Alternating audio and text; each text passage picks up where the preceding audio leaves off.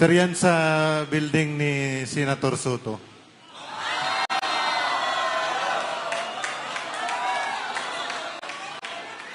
Ano, kaninong bahay to? Bali, nung time na yan, sir, kami, sir, yung advance team, sir, sa pag-deliver, sir, sa bahay ni Chase Escudero, sir.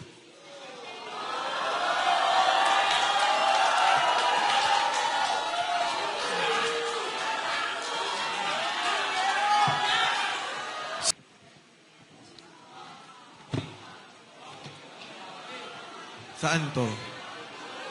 Doon din po yan sa office din po yan, sir. Meron ba kayong money counter o ganyan na lang ang bilangan? May counting machine po yan, sir. Marami po yan, sir. Hindi lang nahagip sa kwan. Pero minsan, sir, ang kwan kasi niyan, sir, pero po yung bilang, sir. Eto, tanong lang, may mga oras ba na nababawasan yung pera sa pag-deliver sa inyo? Pag-deliver ninyo? Kunyari, magre-reklamo kay Mark o kay Paul. Kulang. Meron, sir, nagre-reklamo yung kay Kong Romualdez po na minsan kulang po yung delivery. Magkano daw kulang? Hindi ko lang kung magkano, sir. Million din nawawala, sir. Isang beses lang nangyari yun? Hindi lang isang beses, sir. Bawat delivery po kulang.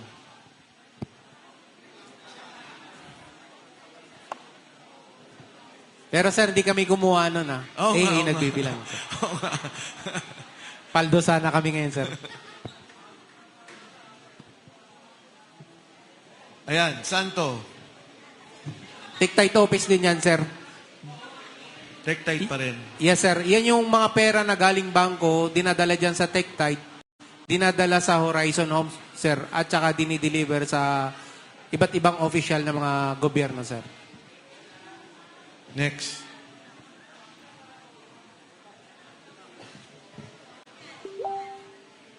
Sir, yan sa building ni Senator Soto.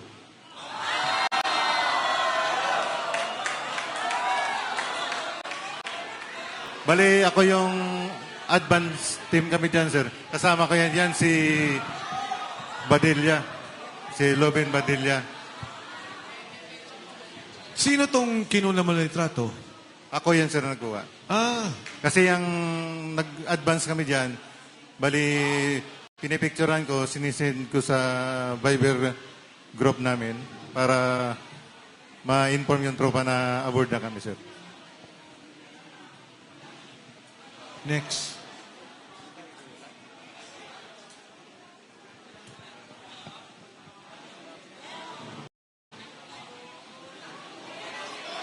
Tore, oh.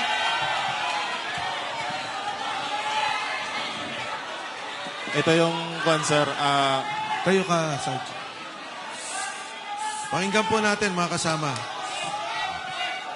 Noong time po na lumabas si Tap Orly po, Gutesa, I think September 20. Teka, Sarge, teka. Quiet lang po para malinaw na marinig natin. Sarge, sige. Go ahead. Ito po yung time na yung lumabas na po si Tap Orly Gutesa, September 25, 2025. Inumpisahan na kaming 24. Inumpisahan na po kaming kausapin ni General Torre po para bigyan po ng mga offer po, katulad po nung cellphone po. Ito po yung cellphone na nakuha ko. Tapos binigyan rin po kami ng 50,000 po para kapalit po doon sa affidavit na magpapatunay po na papasinungalingan namin yung mga pahayag po ni Tap Orly Gutesa po. Bali yung 50,000 bayad po sa amin for disturbance fee po na sinasabi nila. Niya po. Yan po yung patunay na pumunta po kami sa Raffles, doon po sa office niya. Sa Raffles... Makati po. Office ni General Torre o ni Saldico? Unit po ni boss, ginagawa niya pong office po. Kasi nandun rin po yung sekretary niya po, si Analisa Gaspar po. Sir. Secretary Nino? Ni General Torre po. So nag-o-office siya sa unit ni Congressman Saldico? No, sir. Parang ginamit lang yan, sir, na pang-establishment namin na kakausapin kami, sir. Diyan kayo nag-set ng meeting. Yes, sir. Yung time kasi na yan, sir, hindi rin namin alam kasi ang akala namin sila pa ni dating speaker at saka si Boss Aldi. Yung pala, ginagapang na pala, sir. Kaya akala namin si Boss pang nagpupundo dyan para ma-hold the line kami, sir. Para hindi kayo lumabas. Opo. Sino-sino itong mga nandito? Yung dito po, yung naka-gray po, kasamahan po namin, si Tap Malati po, retired Army, si General Torre po, si Tap Lupian, si Sarge Master Polidario, si Tap Pabiluna, at saka ito po, yung ulo po, si Tap Voluntante po. Kasama rin dyan po. Actually, sir, marami kami dyan. Mga Ilan? 15 kami, sir, na pinapirma po ng NDA po. Non-disclosure agreement at saka yung affidavit po na magpapatunay na papasinungalingan po namin yung sinasabi ni Tap Orly po. So nagkaroon kayo ng isa lang na affidavit para sabihin nagsisinungaling si Orly Gutesa. Individual. Individual yun, sir. Kaya nga, individual affidavit, pero Isang yung ano affidavit, ang sinasabi lang, nagsisinungaling si Orly Gutesa. Tama? Opo, sir, tama. Tama po, sir. Tama. Okay. Matanong ko lang, bakit ang posing nyo nakaganyan? Yan yung time na inaamon niya si, sir, baste ng boxing. Kaya ganyan ang posing nyo. Oh, yes, sir. Next.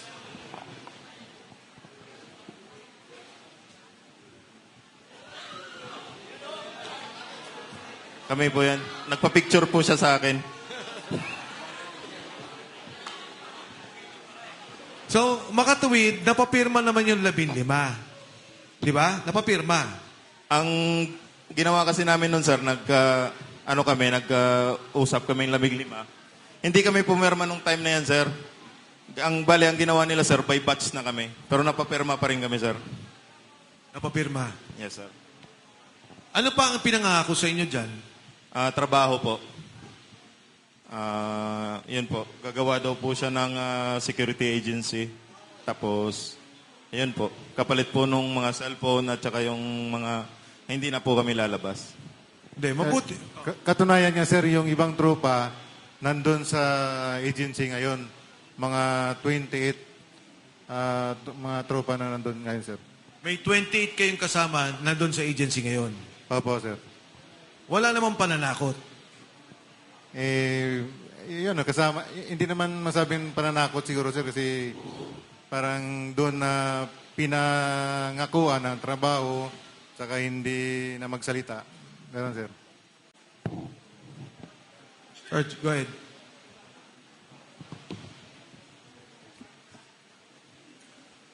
Sir, karagdagan po doon sir, sa binanggit po ni Sarge Baupan sir regarding doon sa cellphone. Bali, ang nangyari po niyan sir, nagkaroon po niyan sir ng majority na pilian ng cellphone. Ito po yung isa sir, yung kay Sarge Baupan po sir ay iPhone 16. Ito naman po yung isa sir is Samsung S25 FE. Sarge, Good afternoon. Nakapaghatid po ako ng isang beses kay dating speaker Martin Romualdez sa number 42 McKinley. 22 na maleta po. Assorted, may small, medium, and large. Year 2023, November 21, 2023. At nakapaghatid po din ako ng isang beses sa Portofino, sa may Las Piñas. Dating senator at dating DPWH, ngayon senador na. Kay Mark Villar. Bale, 7 na maleta medium. 30 to 40 M. Maraming salamat po. Sukran.